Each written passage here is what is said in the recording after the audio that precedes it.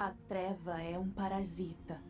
Ela se entranha na sua alma e se alimenta dos seus desejos mais egoístas.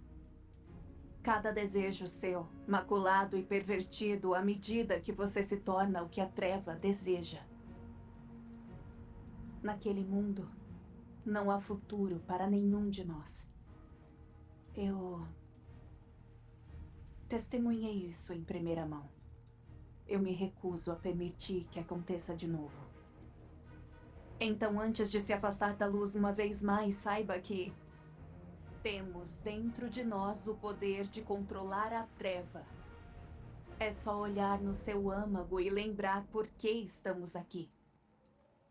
Somos a última salvação da humanidade.